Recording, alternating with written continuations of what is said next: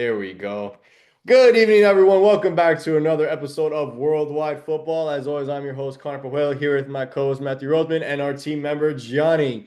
Welcome back. I know the club season has been pretty much gone and dusted, and we weren't really here. Too much stuff was happening in my life. I'm pretty sure too much stuff was happening in Johnny's life, and Matthew's just continuing to vibe and love his life away from Maryland. As for That's Alejandro, I not can't speak difficult too much on that. But it is 2 days until the biggest tournament of in the world. sports is coming to the US, Canada, and Mexico.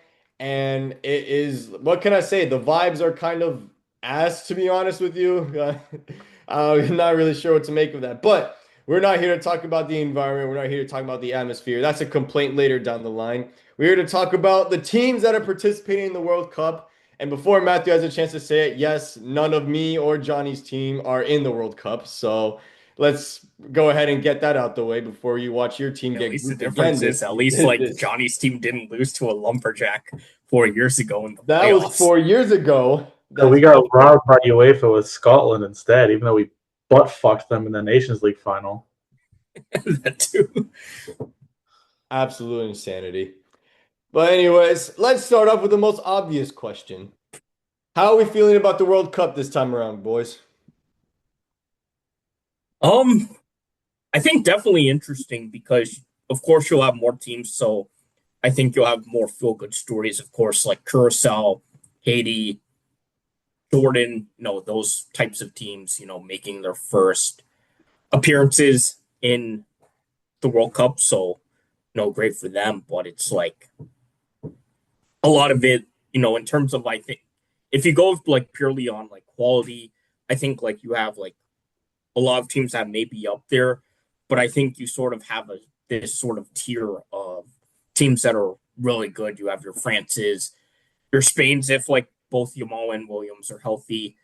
And I think after that, you sort of see a bit of a dip in sort of quality, or Your what you team see. Maybe included. England's like right after, but in Argentina as well. But after those four, I think you sort of see the drop either in both quality or sort of cohesion within the national team. So I think like even with those four teams being among the favorites, I think you're still more likely going to see a lot of pretty good games. I think the fact that it's in the US, and a lot of times I know there have been a lot of complaints about the heat.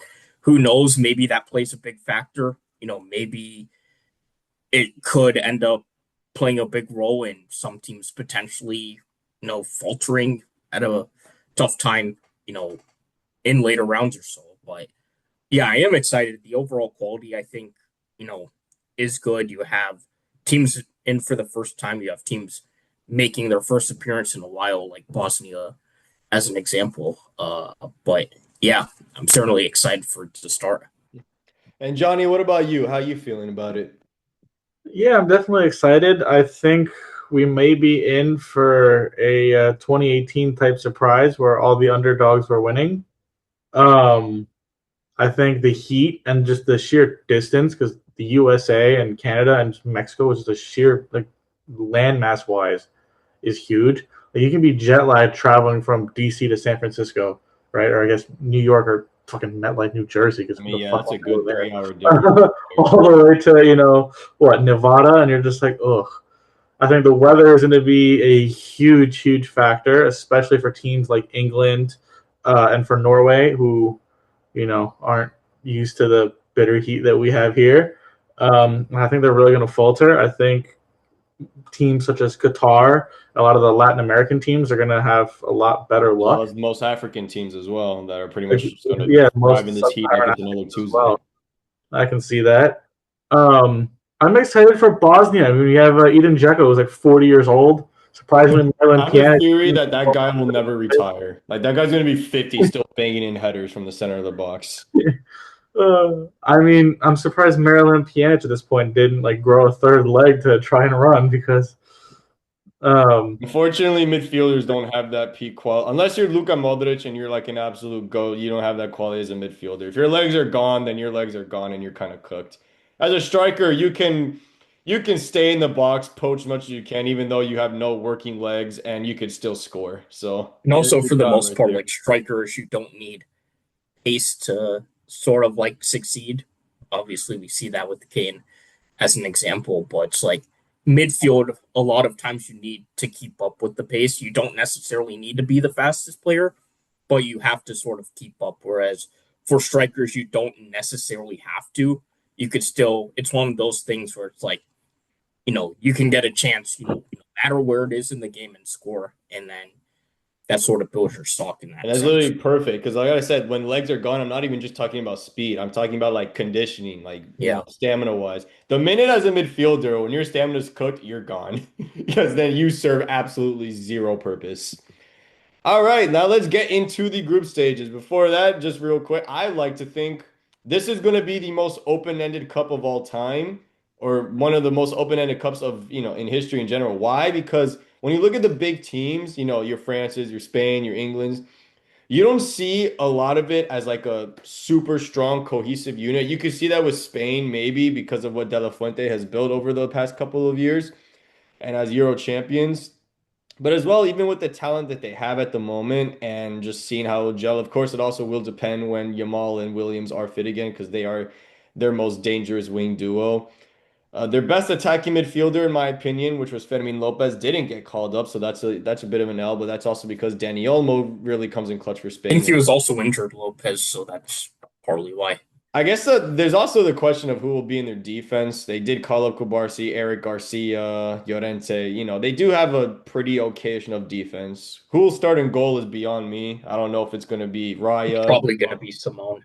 You think De La Fuente will be dumb enough to start Simon again after the fall off he's had with Athletic? It, He has the I best still think he keeper likes in the Simone. Premier League and the best keeper in Spain, and you think he's going to start Unai Simon? Yeah, because like I seem to think he just likes Simone a lot. You know, I think that's just sort of where like Spain I would have opted has for gone. Simone back in the day. Obviously, it's 2026 now, so I don't think so. But also keep in mind, you have France as well. France, the quality attackers. Midfield is honestly the definition of mid. I mean, N'Golo Kante still being your best midfielder in 2026 is a wild statement. Although Johnny's loving that. Johnny, I believe N'Golo Kante is definitely one of Johnny's favorite midfielders of all time. Yeah, we heard the rumors too, or not the rumors, but like the media drama with N'Golo Kante and Mbappe of all people having drama. At Yeah, you least with can't piss Spain, off dictator Mbappe. yeah, always a problem in the locker room, eh? Yeah, well, That was ask following up. Chouameni. He would know perfect about he Yeah, would know perfectly about how that's done yeah. with Followed Valverde him as at PSG, well. followed him at Real Madrid, and I guess now on the French national team. And I say that with an asterisk. Um, yeah, I mean, at least Spain though they don't have to worry about Alvaro Morata missing a penalty. No, they Almost just have to worry about player. Ferran Torres missing everything else. Not Although, gonna lie. albeit though, Ferran Torres makes Morata look crazy. Although, Johnny, real quick, I watched the Morata compilation the other day. No, not his misses. All the goals he scored during his time at Chelsea. And I sit there and I think to myself, how do Chelsea nowadays downgrade from a striker like Morata, who missed countless chances, to having Liam Delap struggle to play football up top for them? I mean, Liam Delap made Nico fucking Jackson look like a competent striker. Yeah, It's and basically Chelsea Matthew's to a club doesn't T when even want to keep him, so they're sending him back to you. what's crazy is that Nicholas Jackson legit would have been a good striker for Chelsea this season because he was actually solid as like I guess a super sub for Bayern in the sense he would come off the bench and actually be decent. When he started, he was pretty mid, but it's like yeah, off the bench he was solid. It was the role that he came on to do. Maybe he is just enough as a rage baiter to unlock Cole Palmer because he's been injured and invisible all But year. Johnny, you already have Cucurella as your rage baiter. Well, yeah, that's how the team That's works. why Matthew still hates him after 2 years. Well, let's be Yeah, honest. no, it's still a Correa is handball. leaving. I wouldn't be surprised if Enzo wants to leave, but it's not going to be Real Madrid. I have no idea. If it's not Madrid, I don't know where the hell he thinks he's gonna go. PSG. Or City. Not a Does chance. I City don't even think need he goes him? to I PSG. don't know. PSG literally don't even need him either. PSG have one of the best, if not the best, midfield in the entire Europe, but they don't need him. Fair. Let's get into the groups now, starting with not tomorrow's, Thursday's first game. Mexico, South Africa, and of course, South Korea and Czech Republic. Matt, you did mention the other day that you do expect Czechia to actually have a decent tournament this time around. But as far as that group goes, who is going through and who is going home? So the way I see it, I actually have three teams going. I think South Africa, I think, will go home. I think good story for them. I just don't know if they can. I think Mexico's home field advantage will play a big part for them. I I think agree. South Korea is too talented to finish bottom. I think Czechia, I actually have Czechia finishing first, and here's why. I think that the way that they've sort of been playing recently, of course, they had to go into the playoff for UEFA, but they actually beat a pretty good Denmark team, and I think their overall team is actually pretty solid. So, of course, the question mark of goal, I think Kovar will likely start. He was at Leverkusen last year. Now PSV played a big role in them winning the title. Their defense, has a couple of guys that have actually played well at Hoffenheim. Sufal, who's had a renaissance, Ronach too, who's actually done pretty well. I think, their defense may have some questions, but I think, due to some of the form this season, I think they'll play well. And then the midfield, obviously, you would have Socek. There are some questions there as to who could potentially be paired along. I think you have Solch who will play well, but the attack I think is their bread and butter. Loshek, Schick, I think those two as a whole will play pretty well, and I think it's a team that may not get 3 wins out of 3, but I think it's a team that's good enough to at the very least get results in all three. So whether it's 1 win, 2 draws, which will impact the rest of the field, or 2 wins, 1 draw, I think that's something I could basically foresee them doing. What I like So I'll about have Czech is that they're also a really good team when it comes to going forward. As you mentioned, their attack is incredible, but going forward, how they move as a team, it works. It really does work for them. So I would be obviously, the obvious pick would go for Mexico, but I wouldn't be shocked if Czechia were to surprise and also finish first in the table because let's be real, Mexico's quality isn't exactly quality either.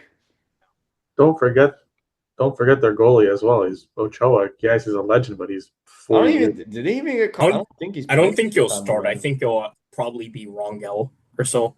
Um, but yeah, Mexico, the home field should help them, but I think they still have a lot of questions with. Yeah, I mean they'll go through. I mean their group is 3 people, so I would say they're lucky. Czechia But first, South Korea second, then Mexico. I know it might give me a I'm gonna still go with Mexico second. I don't know. You can call that bias, but I do know South Korea has the talent there. South Africa, yeah, would be going home, and then Czechia and Mexico will be battling for first. So that should be good. Yeah, more or less the same. I put Czechia, South Korea, Mexico, then South Africa. Yeah, so you and Matt are pretty much in the same Mexico, they boat. use their home advantage. On to Group B, where we have the Canadians and Bosnia, of course, making their way back, Qatar and Switzerland. This one, a little more open-ended, I would say. You could say Canada had the home field advantage too, as well with the talent they have. I would honestly opt for Bosnia finishing second ahead of Switzerland, but that might be a little too far-fetched. I might just be thinking of a more of the that underdog story, because the obvious answer would probably be Canada and Switzerland. But also No, keep in mind Canada as well. They're a solid team, but we've also seen Bosnia pulling off offsets, and Qatar that's yeah. not by. We already know what's going to happen to them. But what do you no, guys think? I definitely see Bosnia coming in second. I mean, their whole fan culture. I mean, I think the fans especially are gonna play a huge role for that. I mean, you have the whole song "I'm from Bosnia, take me to America," right? Blowing up. Um, I mean, plus you can't really go to Bosnia because you'll step on a landmine, so you got to bring them all here. Um, Oof. I think it's gonna be a party. So yeah, I'm taking Switzerland. They're always precise. I never got Uh, to party with Bosnians before. I'm excited. Bosnia, they're Balkans. They don't call them Serbs, but um, they're fellow Balkans. Then I'm taking Canada, and then no surprise, I think Qatar is gonna actually. Qatar, I think they weren't ready for when they had the World Cup a few years ago, but I think they might be maturing a little bit. I would So agree with you. I However, do the agree. I competition think is they'll be a lot Switzerland. tougher to face they than might be a They might hidden do dark horse. better. They might do better, but come on, this is still Switzerland we're talking about. They're still a solid footballing nation. I They think still have it a wouldn't lot of surprise me, honestly. Switzerland, I think they'll finish 3 wins out of 3. You think Yeah. so? Yeah, like Wouldn't surprise I me if think Canada is bottom of the group like though. the only reason Switzerland wouldn't win 3 out of 3 is if they decide we beat Qatar in the first game, we beat Bosnia in the second game. We're already winning our group, so the last one doesn't matter. That's the only way for me. I could see them not winning 3 of 3. That works. Obviously, I guess the schedule there does work in their favor. So Yeah, before they at least face the big one in there, which would be Canada. But that's fair. So I'm going to agree. I'm going to say Canada finishes first. really? Wow. I think Canada could probably pull something up, but it'll be up and down between them and maybe Switzerland. That's why I said this group is really hard to tell. Like I would think Bosnia would want to finish second, but I also think also like you said, Switzerland with their schedule, it's very difficult. But I'm gonna go ahead and say that Canada finished first, Bosnia finished second. That's gonna be a crazy one, and Switzerland finished third. Interesting. Switzerland, Canada, Bosnia, then Qatar. I think top 3 go through. Keep in mind, 8 teams can go through in third place out of the 12 groups. So, yeah, I think the first 2 groups, third place teams will go through. That's fair. Yeah, I can see Like I that. said, the other day I would vote for Switzerland, but I want to see Bosnia go through. I just want that. I don't want that story. Now on to Group C, which is the team I'm gonna go see live in person. The Seleção Brazil. With all the news that they came up, they had a guy get injured, Wesley, so they had to call up Ederson, who just recently signed for Man United. Don't know how that plays into effect. Well, fullback, midfielder placing a fullback. Neymar coming back from injury. Honestly, he's just there for the vibes, but at the very least, I get to see Neymar one more time live in person, so that makes me excited. Even though he probably won't really do anything, but neither will Vinny Jr. So, but they also have a pretty solid group here. They have Morocco, obviously the AFCON champions, that also with an asterisk.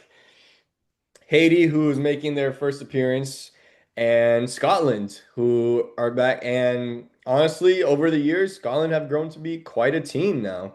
So, what do you guys think about this? I honestly think Brazil will still go through, but I don't think they're going to finish first. I think Morocco honestly could finish first in this group. I think the finishing first is a tough one because I do agree. I don't think it's totally set in It's stone all for that to first game finish left. first. It's all that Yeah, first game. On the that third first game game, will be whoever huge. wins will finish first. Trust. Yeah. I think here's the thing, like the fact that Scotland faces Haiti first, I think that could work very well for Scotland if let's say Morocco wins against Brazil that first game. Because I think Scotland, Morocco, that second game will have a lot on the line. And I think, just the fact that, Morocco obviously very likely they'd be coming off a very tough matchup. You don't know how that could impact that second game against Scotland. Whereas, although Haiti is a great story, I still think Scotland should win that one. Yeah, same here. Might only be 2 Scotland just nil. have too much talent as They well. My should. favorite player there is John McGinn. So I think like if Scotland get a result against Morocco, I think I could see Scotland finishing second, but I think it all depends on that sort of last matchup. If Brazil can't get a win against Morocco in that first game, I could see it sort of being, Morocco finishing first. If they get that win, Scotland second, Brazil third. As weird as it sounds, You because I think just Brazil think can get grouped? well, here's the thing. It really depends on that first game. Like, this is just me basing it on Morocco winning that first game. Now, if Brazil win that first game, it's going to be different. Brazil, if they win that first game, I still think very likely they finish second. And I think that Morocco beats Scotland in that second sort of match day. I still think Morocco finishes first regardless of the result. But I think 2 and 3 could be flipped depending That's on fair. how it goes. What about you, Johnny? So I think Morocco, especially since how good they did a few years ago, they're gonna have a lot of pressure on them. They did win the AFCON final, right? Again, huge asterisk. There was the whole incident at the end of the game with Senegal before penalties. If you want to claim favoritism or dark arts, right? I can see Morocco coming in first, Brazil coming in second. Um, I think Scotland either way would probably finish in third, and Haiti gets bounced. Um, Like, I do want to say Scarlet do have a chance, but it's also just they do. once those two, it's very difficult. Although I'm also anything can salty though. happen. But I still think they'll at least put a pretty decent fight. I'll be amazed if they do finish second ahead of these two, but that depends. Yeah, Obviously, no, you're talking dark arts, bro. Are you forgetting who manages Brazil? That is true, Ancelotti. I that's also true. do think the Billy Gilmore injury will hurt Scotland. But also keep in mind, Morocco just Yeah, had that Abde happens. get So injured as well. They're one of their most dangerous wingers, so that's obviously going to be a huge blow as well, too for them. But yeah, I'm sticking with my prediction. Brazil or Morocco first.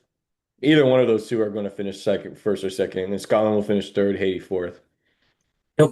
Yeah, Now on to Group D, our beautiful country, and the biggest host nation, the USA, taking on Paraguay, Australia, and Johnny's favorite country, in quotations, Turkey.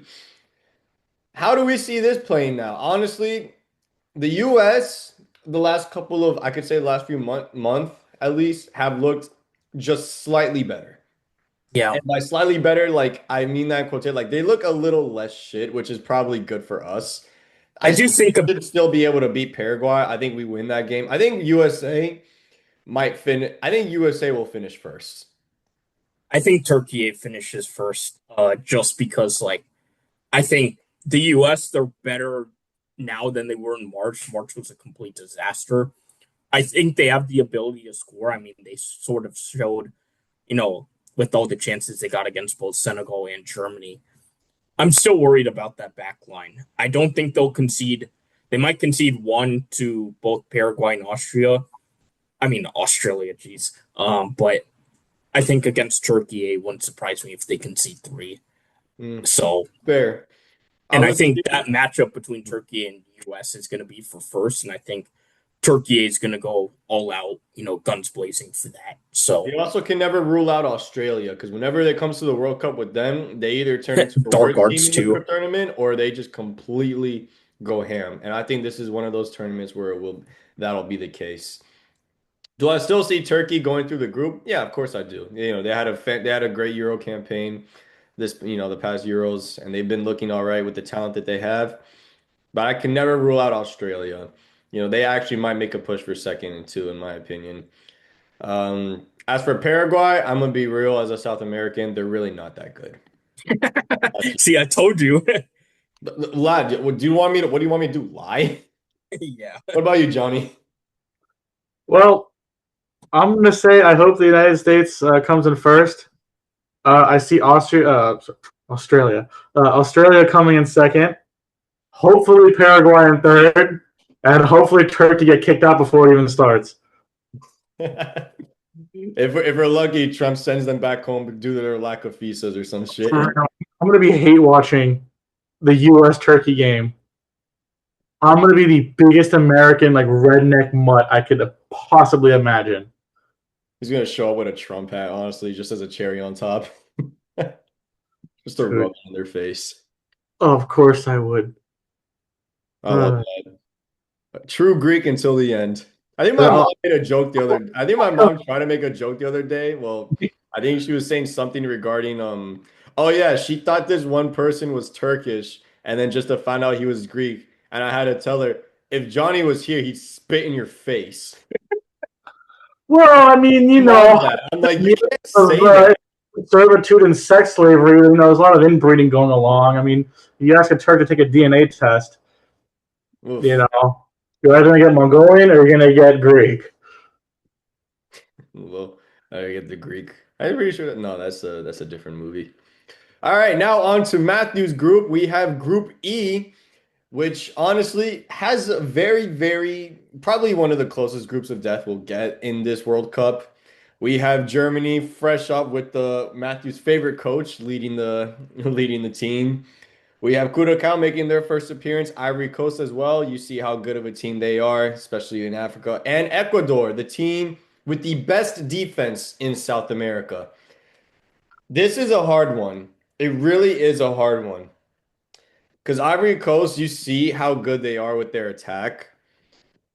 Ecuador, they're an extremely tough team to play against. I mean, you saw what they've done. They've only conceded like what? I think 4 or 6 goals the entire campaign. Yeah. And I recall, I mean, you're getting off a result against France, which is incredible. You have great talent, you have experience like Frank Kessie. Of course, you have Yohan Diomande, the winger that literally the entire footballing world is lusting over. Uh, Nico Pepe, Jean-Michael Seri, back in the Fulham days. And Money obviously, is I think he's overrated, but Amad Diallo. So what are we saying here, Matt? Because honestly, your chances are pretty slim here. well. Here's how I would go. I think the fact Germany plays Curacao that first game helps them quite a lot. I think they'll get out to a good result there. And I think just because that same day game for Ivory Coast Ecuador, I think that's going to be a tough one for both teams. I think Ivory Coast does pull it out there, but I think it's going to be very tough for them. And I think because of that, Germany is going to beat Ivory Coast in Toronto that same weekend. So I think Germany would still finish first, but I think based on results, I think Germany wouldn't win that last game against Ecuador. But man, this is a tough one. It really I'll is. do Germany, Ecuador, Ivory Coast. What about you, Johnny? So I have a question. Mm-hmm. Right? If Curacao, they're right off the coast of Venezuela, and they're part of the same islands as Bonaire and Aruba. Aren't they a Dutch territory? I don't know why they're not part of the Netherlands technically. I'll have to But look back on my history. technicality aside, I said Germany, Ecuador, over Ivory Coast on goal differential. And I think third place would probably make it through the playoffs.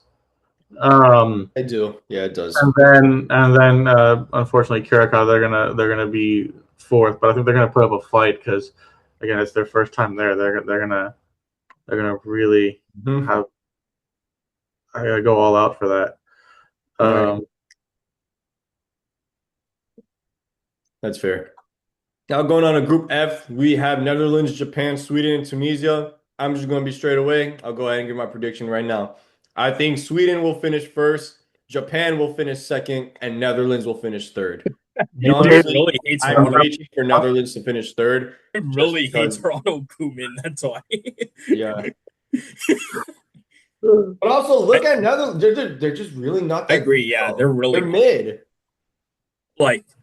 I don't trust that attack. To be quite honest, for the Netherlands, I think there's still a lot of flaws there. To be honest, I think Japan finishes first. I think they're really clicking, as a whole. Moriyasu's done a really good job there, and I think probably out of all the teams in that group, they're probably the most balanced in terms of from midfield, defense to attack. But yeah, that whole Netherlands team. I mean, it's like Mullen's probably your best attacker, for being quite honest, which is kind of Sad. Although hilarious he's done well for considering Roma, but still sad. maybe. I mean, if Depay's like your second guy, yes, he's the Dutch like leader in goals ever for. Brother, are you serious? It's It's like 2026. yeah, that's the thing. It's like if that's your second best attacker, you have a ton of issues. You can say what you want about the midfield, obviously, Gravenberch, De Jong, all that. I'm still not fully convinced. Their defense is their best bet. Netherlands, at the I, very least, have quality defenders. I still think Netherlands finished second, but I think Japan. Nah, Sweden got a good attack and a solid enough team. I think they'll make it. I just Obviously, the don't. loss The of thing with Isak might Sweden might is, help, yes, they but won the playoffs, but I just don't know if that's going to carry over because we saw how terrible they were in previous play before the playoff, and yes, they did really well to get into the World Cup from the playoffs, but it was like I don't think that still can take away how really bad they were before that. That's fair. Granted, What about Graham you, Potter's Johnny? come in and done well, but it's like Well, there's it still may that thing. sound controversial, but I think it stays as it is: Netherlands, Japan, Sweden, Tunisia. I think even if Ronald Koeman is a complete lemon as a coach or as a manager, if we want to do the Liam Rossinha aging men, um, I just think Women's that miles better than Rosinier. Don't even try. I still Too think many that markers. ever so slightly might clear Japan. I think Netherlands or Japan is a toss up. It's really just a flip a coin. Sweden, they again have potential to be a dark horse, but I don't know. I'm not too convinced so far. Yes, they're on good form, but I don't know. Tunisia, Jokic for some reason turns into a beast for Spain. So say what you want about him for Arsenal, but for Spain, he's undeniable. For Spain. I mean, for Sweden. yeah. Sorry, I'm wearing a Spain shirt. Come on, guys. All right. Next up, we got Belgium, Egypt, Iran, and New Zealand in Group G. And honestly, that might as well just stay the way it is. I'll just Yeah, leave that. I'll let you guys explain that. I mean, yeah, I just Belgium, I think by far and away is like a tier above the rest. Um, it wouldn't surprise me if Iran finished second because we saw them last World Cup and they have quite a few players actually coming back for this one. They're still very hard team to break down, still very talented. Um, and the thing is, like Egypt, you sort of would expect them to play well this time around, but I still remember we saw back in 2018 when a lot of people did pick them to finish second in that group, and they ultimately flopped. So I don't know what to expect out of them. I still think you know I still have Egypt finishing second, but it's like at this point, it's like with them in the World Cup or many competitions, you just never know at this point with them. I'd honestly see Iran finishing last just because there's like way too much going on in that country at the moment. I imagine them hanging on That's the your gold reason medal. for them finishing last once. They're a good team, but also I wouldn't want to rule New Zealand out completely. Like there is a team there that I do think that can go, that can compete with Iran, maybe even Egypt. But I still think that, that the table might, stay the way it is. I mean, I think honestly, Iran might top the group over Belgium, and here's why. Right, All right, please. Belgium, all their players, they have no team chemistry. Historically, that's been one of their biggest issues. The country of Belgium itself, they have like three different languages and three different territories, and it solely exists to be the capital for the EU. Okay, it's not a real country. I mean, historically, right? I get it, right? But like you have Courtois and KDB, right? You have those issues. You have Eden Hazard and KDB with rumors potentially. You have They focused on the present, Johnny. sure, but historically, But you don't think an attack of De Ketelaere, Salmakers, Doku, Trossard, Lukaku is gonna? You think they're not finishing first? I could see Belgium flopping, especially because they did really good the last few World Cups, and they've We basically got made group it. last time. Yeah, well, I say that, but That's I because also Lukaku missed pretty much everything against Croatia. yeah, I say Never that, but I came still back. reminisce about 2016 in Brazil. So, but that was just a few 2014, years yeah. ago, guys. The last 10 years was just a fever dream. COVID only was a year ago. um, college, what's that? So yeah, I do see Iran potentially coming in first if their players can get visas to come into the country. Um, I think Taremi, I see him at Olympiacos. I, I can see him bagging a few. I think Iran, Belgium, Egypt, New Zealand. All right, that's fair enough. I do like that as well. Now on to Group H, where I am representing the team that will most likely win Group H without a doubt. But who comes the other teams? We have Uruguay, Saudi Arabia, and Cape Verde. Now, as much as I would love to see an underdog story here, I'm not sure Cape Verde can deal with that. But here's the bigger question. Can Uruguay go through or could Saudi Arabia? Because let's be real, with how big Saudi Arabian football is getting, especially with the rise of the SPL, but also just the not even just the league itself, but also the amount of immense talent that the Saudis actually have. I wouldn't be shocked if Saudi Arabia finished second to go through the next round. Because to be honest with you, I really don't rate Uruguay like that. Yeah, Uruguay have sort of struggled quite a bit, I think, especially since last World Cup they got grouped as well.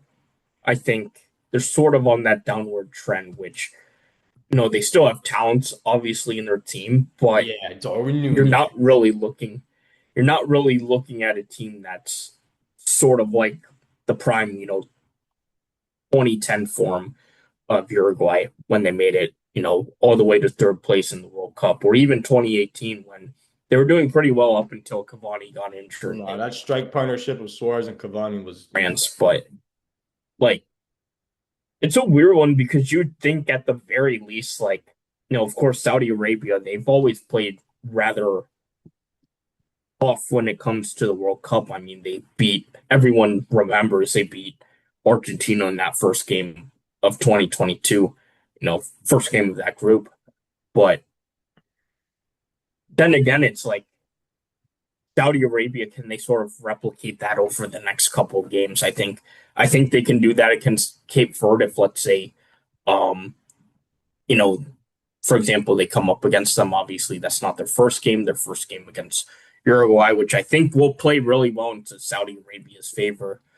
But it does sort of like come into question, that second game against Spain, you know, what Saudi Arabia I think we're going to see. Spain, obviously, without Yambon Williams, don't know when they're coming back. So even though I think Spain will finish first, it would not surprise me if Saudi Arabia finishes second or even comes close to potentially that first spot. no, Saudi is definitely a team to look out for. When you have guys like Darsari in there, who's probably Saudi Arabia's best player, to be honest, as well as a team full of experience that can pull their own weight as well. I think Saudi could make a push for a knockout round this World Cup campaign. What about you, Johnny? All right, so I see it. Spain, uh, clear winners. They've been playing well. They've been in good form. I think they're probably the tournament favorites. Yeah, they're the most gelled team, as I mentioned. Uh, I think Saudi Arabia probably comes in second. Uruguay is kind of waned out, and they've been struggling as of late. Saudi Arabia is up and coming. Their Saudi Pro League, as you've mentioned, is really come a long way in the last 8 years, I will say. Um, Especially after Ronaldo and a lot of others started following suit. Now, there is also a mass exodus coming out of Saudi Arabia, but I think Saudi Arabia comes in second, Uruguay comes in third, and Cape Verde. I don't see them competing. I think there's three really good teams in this group, and it's gonna be difficult. It's just unlucky based off the group they got into, but Yeah. it's good to see them. You couldn't Uh, tell where Cape Verde is on the globe. No offense. yeah. As for Group I think that's the group of death. Oh yeah, that's Uh, definitely a group of death. Which goes into our next topic: France, Senegal, the real AFCON champions, so to speak. Norway, a team that has had an incredible turnaround the last couple of years, and Iraq. So, what are we saying here for this other group of death that we have? I You think know, North's gonna bottle it. What's up? the Sorry. thing is that people talk about dark horses a lot. The one thing I've always sort of seen is that a lot of times when they pick a certain team to that maybe was expected to finish third, like I think a lot of people probably a year ago, if let's say you saw these teams, they probably would have thought Norway was finishing third, um, and France, Senegal in first and second. But usually, if they say a team is going to be a quote unquote dark horse or so on, usually the common team doesn't tend to do well. So I still think Norway will go through, but I think they still finish third. Um, Honestly, I think Senegal finishes first, might be a hot take, Ooh. but I think Senegal finishes first, then France, then Norway, and Iraq fourth. I think it depends on where they play.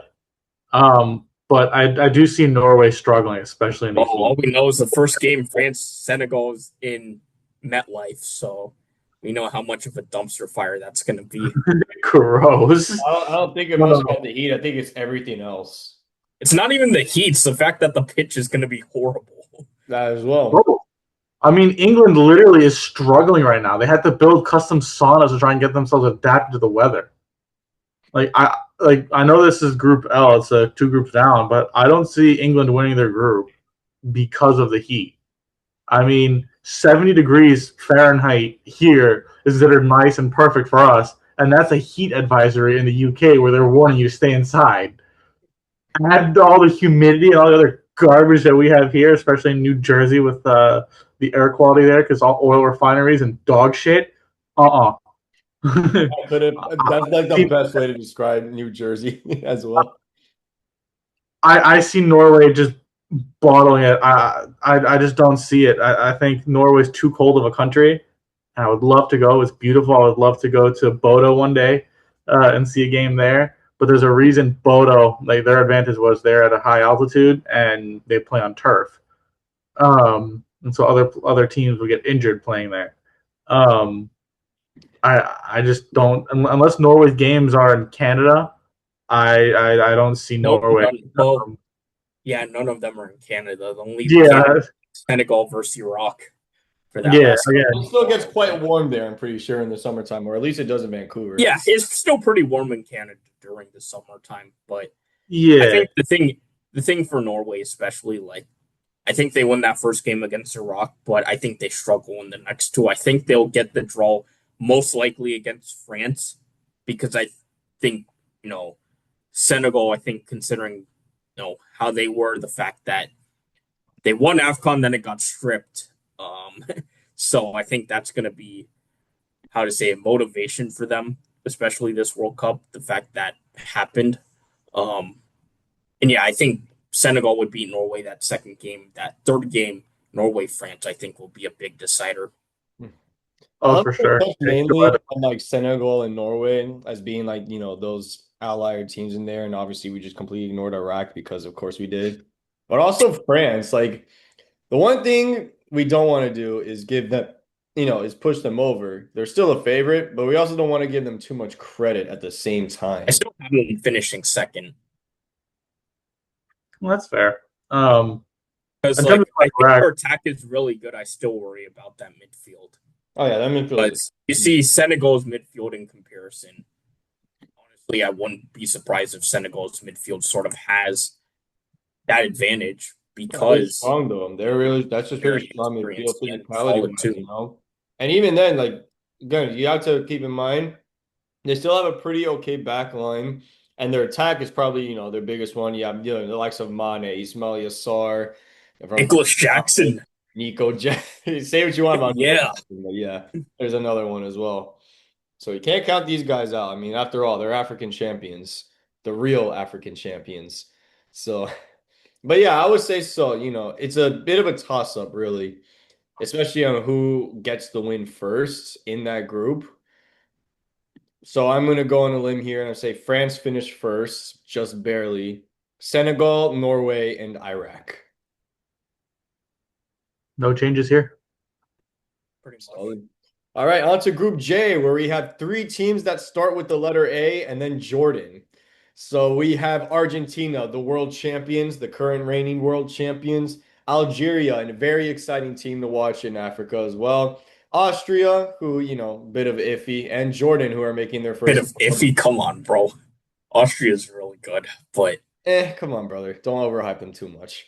They're solid, but I don't see them beating the top two teams that I just mentioned. I mean, in fairness, they actually in the Euros they actually won that group that they were in, and that was a group with France. So it's not as if like they were sort of struggling. They still have a lot of talent, and I think, of course, they don't have Christoph Baumgartner. I think that'll hurt them quite a lot. But I still think they're gonna be. I still have them finishing second. I still think Argentina finishes first. And I did say as well, Algeria, they could be a dark horse. I still stand by that. I still think Algeria does get through. Um, but yeah, I still think it would be Argentina, Austria, Algeria. Jordan's a great story. I have a buddy from Jordan. Unfortunately, I just don't know if they have that sort of. Um, they don't have the quality. I wouldn't say to. Maybe they get a point out of either Austria or Algeria, but yeah, I That'd be just good. don't. That'd be great. That'd be a great achievement for them. But yeah, that's my top four. What about you, Johnny? Pretty much the same. More or less, it's more of a question of do you think Argentina is going to come out overconfident? Probably because they're Argentina. I mean, what can you say, bro? There's South Africans that are the current trophy holders, and their squad is more or less the same, and they've gotten more older. But obviously, you have a few like experienced youngsters that come through, like Nico Bass, for example, who's been really good at Como this year. But I still think it'll probably be a little bit, but I still think they're a solid enough team to, make us, to make that run again. I think their biggest weakness this time around definitely lies within that back line, mainly just because a lot of it is aging and they're like best defenders who you could probably say Lisandro Martinez, who's come off a lot of injuries this past season, and Christian Romero, who is practically battling relegation with Spurs this season and is honestly a bit rash at times. And of course, Otamendi, who, I mean, enough said, it's 2026. But also the midfield. McAllister, it concerns me if he even does start for the sole purpose of his legs look like jelly this pretty much this It whole season with also Liverpool. kind of fell off this past season, although in fairness, that's because very likely Slot was just that whole season for Liverpool a disaster. Yeah, and like again, I think Argentina will find a way to top their group, but I think it's gonna be a lot closer than what everyone's kind of expecting it. I mean, historically, I'm no France is kind of an outlier. We've seen teams that have won the World Cup come back overconfident and probably older because they're trying to stick to what works. And we've seen them get bounced. I mean, look at Germany in 2018.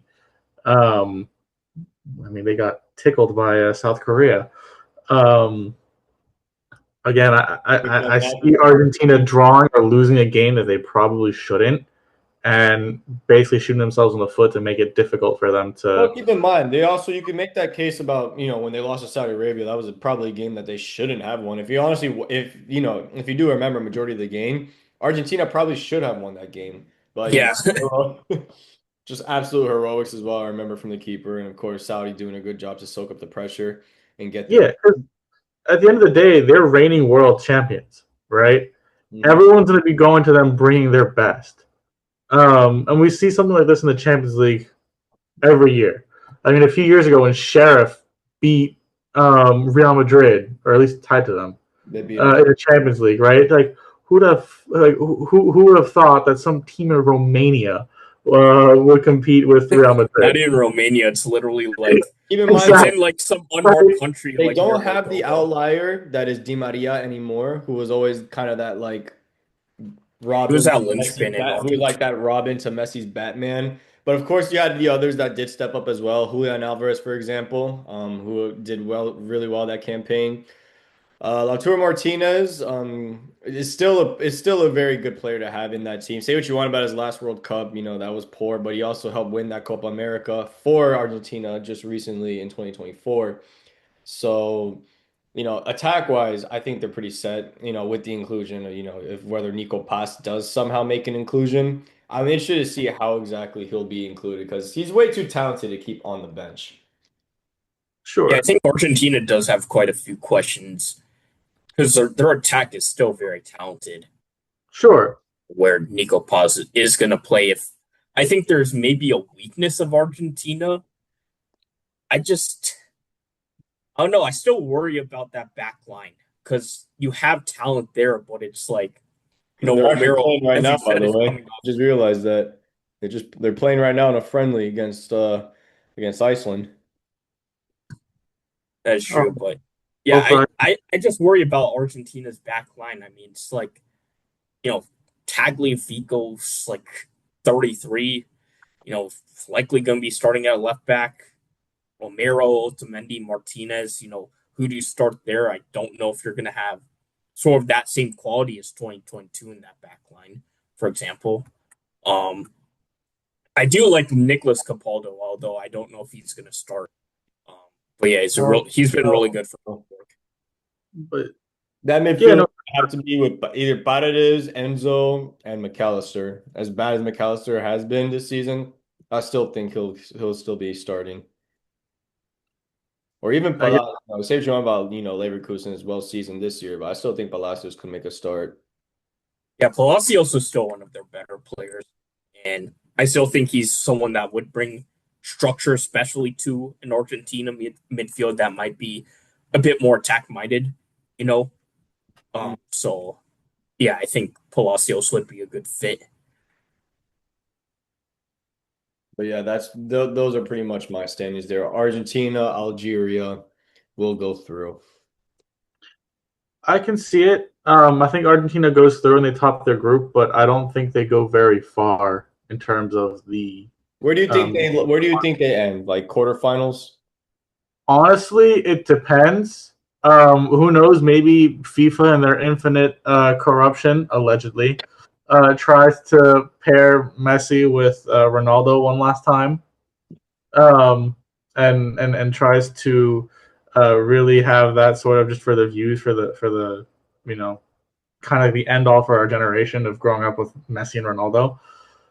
So again, I could see it, but at the end of the day, I think some of the cracks are forming along the wall, and it's a house of cards that's about to fall. Argentina's a really good team. Don't get me wrong, but I mean, you have two 38-year-olds on the team, right? You have Otamendi and Messi that are at this point archaic, um, and the team is really starting to get old. Um, so it'll be interesting to see. I have Argentina. I think it's a toss up between Algeria and Austria. And I think Jordan, again, as much as it'll be amazing for an underdog story, I think maybe they can get a win, like a scrapey win.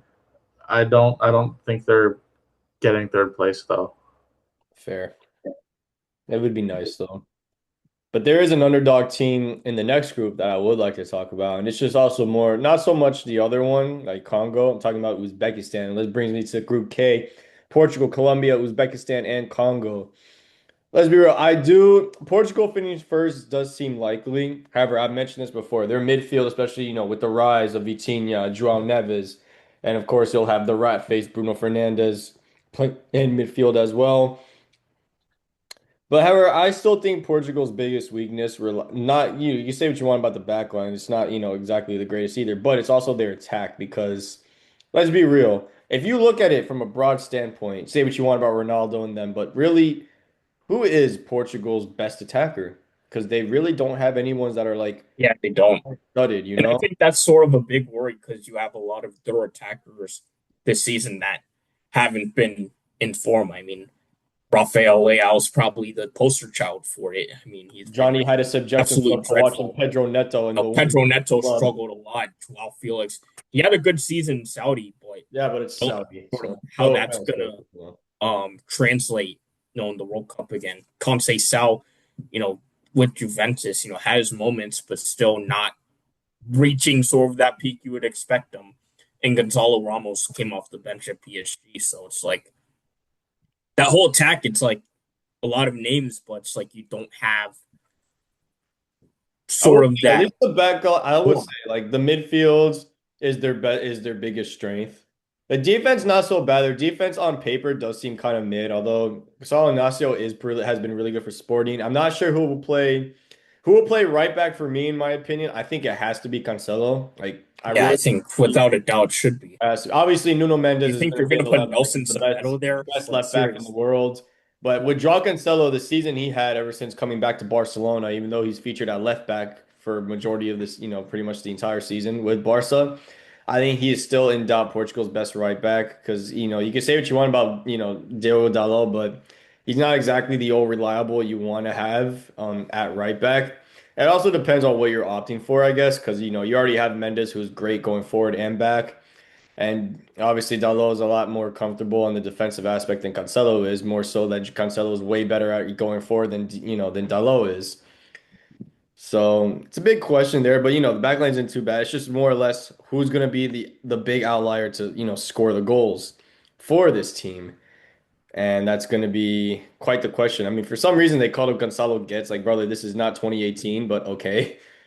No, what's crazy is that he legit might be Portugal's most informed attacker, which says something. Wow. Well, that leads me to the question then. Do you have Ronaldo essentially act as a super sub and a glorified player coach who really only plays maybe 30%, 20% of minutes? Um, because at the end of the day, he's 41 years old. And Portugal, they've had to build like the problem with Ronaldo, greatest player of all time, in my opinion. Um, at this point, you have to build your attack around him. And we saw it at the last World Cup, right? It's just once he got benched, Portugal started playing better. Um, so I can see it, potentially causing division and causing issues in the squad. But yeah, I think Portugal they're really similar in terms of Argentina in terms of they're showing a lot of the same cracks. So it'll be interesting to see. Um, again, I do think FIFA's going to try and rig it in some way so that we do get one final showdown between Messi and Ronaldo. That would be absolutely iconic. I know in terms of defenders, you're not going to like this, but your favorite center back might be the starting center back um, for Portugal. Um, What, Ruben Diaz? no, Araujo's brother.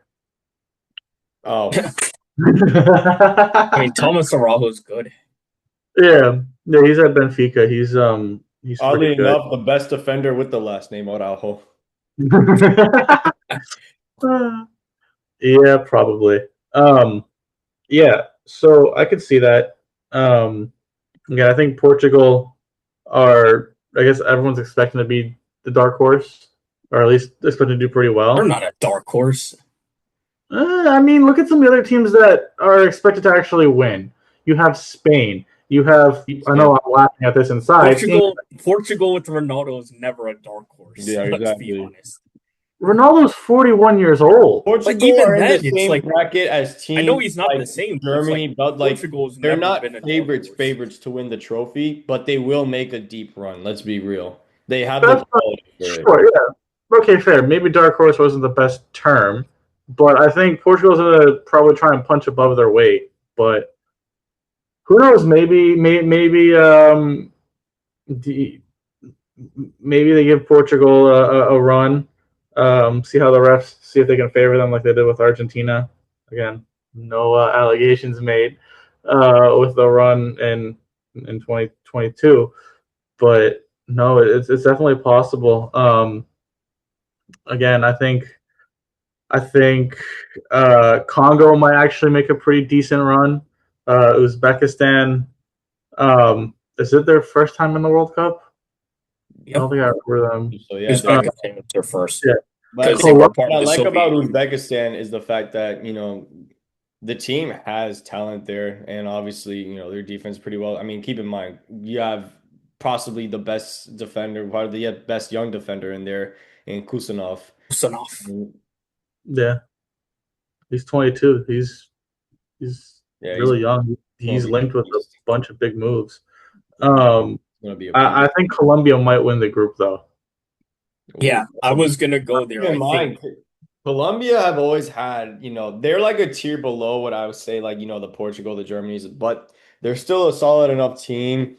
And obviously, when it comes to Colombia, you have, the likes of Luis Diaz, who's definitely Colombia's best player now. You have Luis Suarez, not the Uruguayan one, but we have the Colombian Luis Suarez, he was actually had been, playing very well. They call him James again.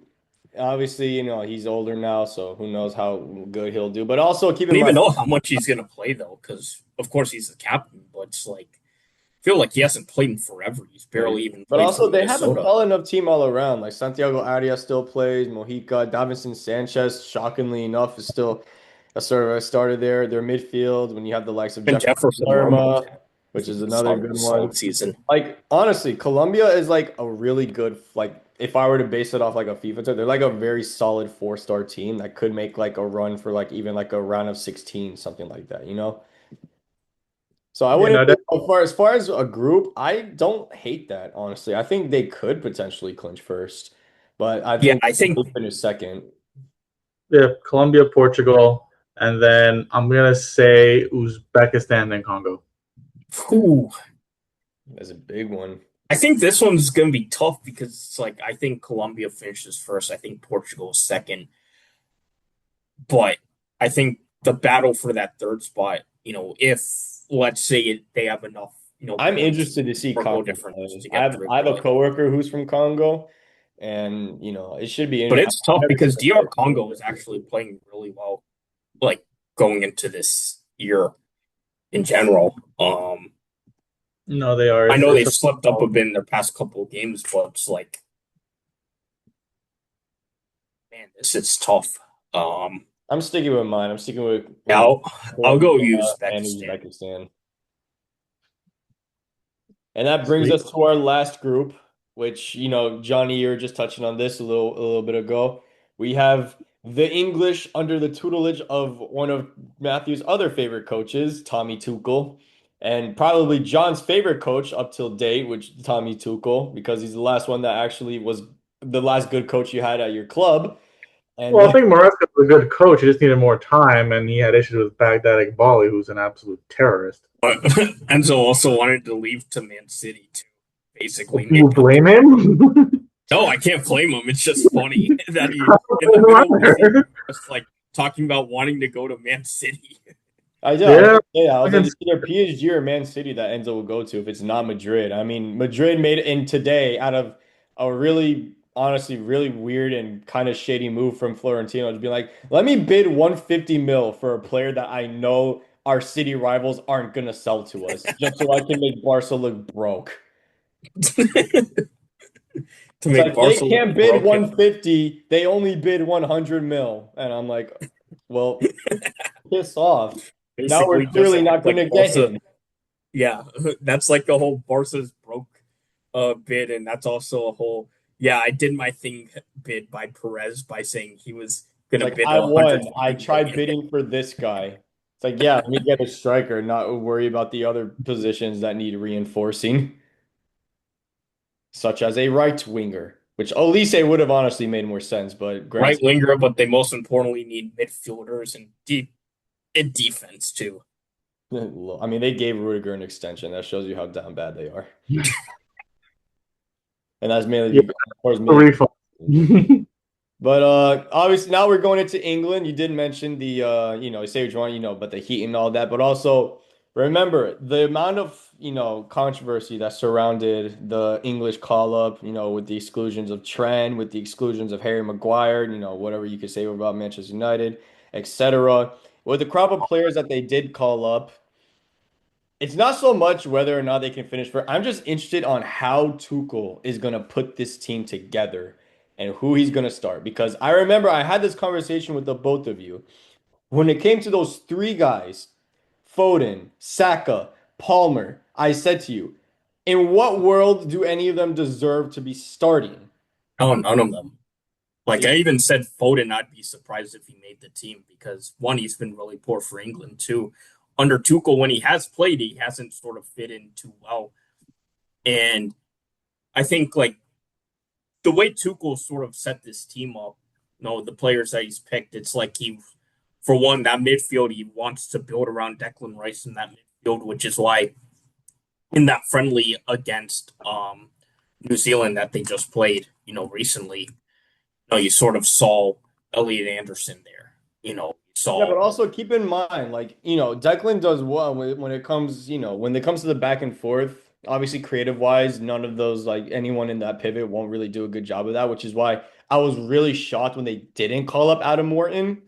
Because I'm yeah, like, so where is the control and the tempo really going to be coming from? Because you're not getting that from Henderson. I don't know why the hell Tuchel opted for Jordan Henderson in 2026 I can understand Elliot Anderson, he's done well, for a non-in, but and of course Declan Rice is going to be a certified starter, and he clearly is a favorite for Tuchel.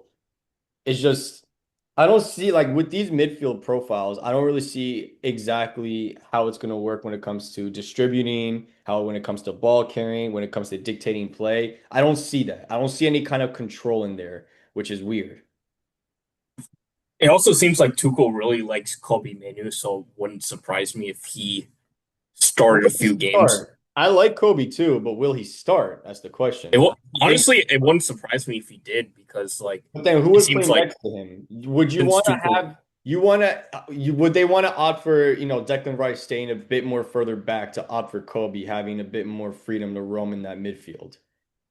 I think that's sort of what Tuchel's wanted, a lot more freedom in that midfield, with guys going forward, which is why he also has picked Morgan Rogers quite a bit since, he's become coach.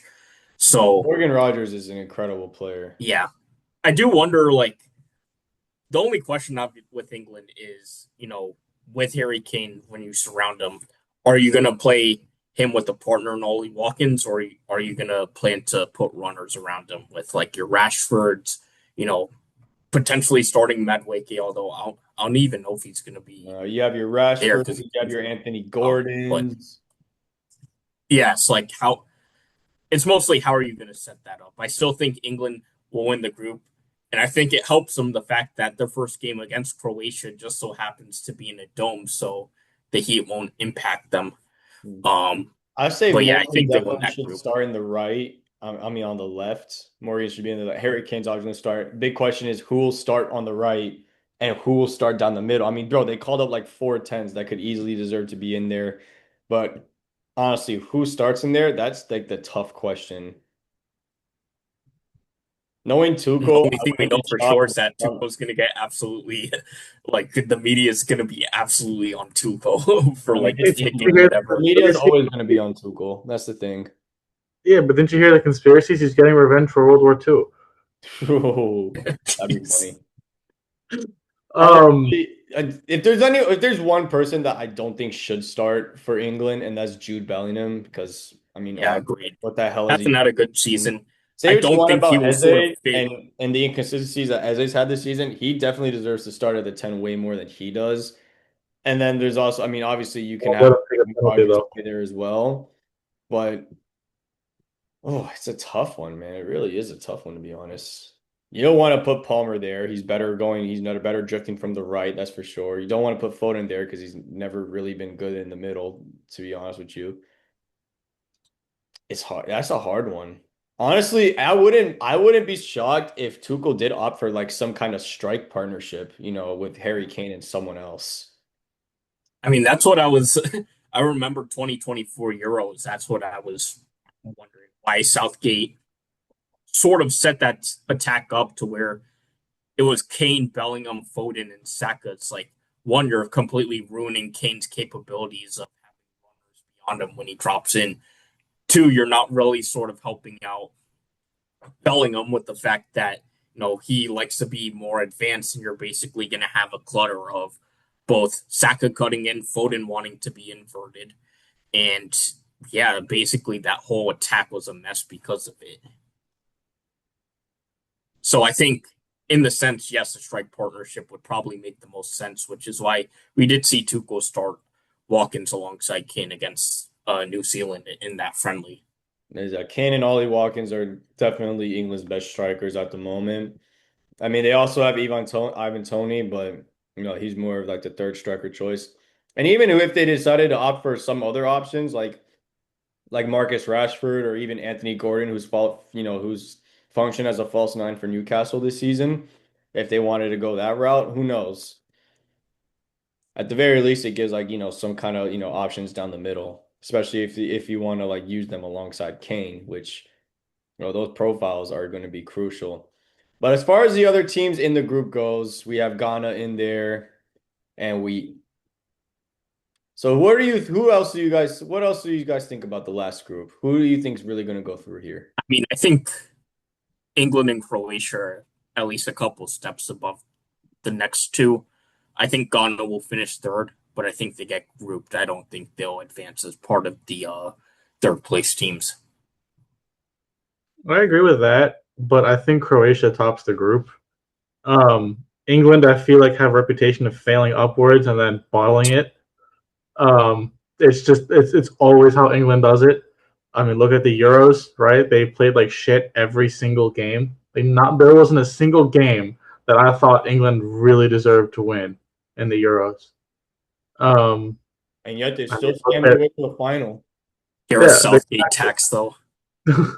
sure, but at the end of the day, history repeats, and it's England, right?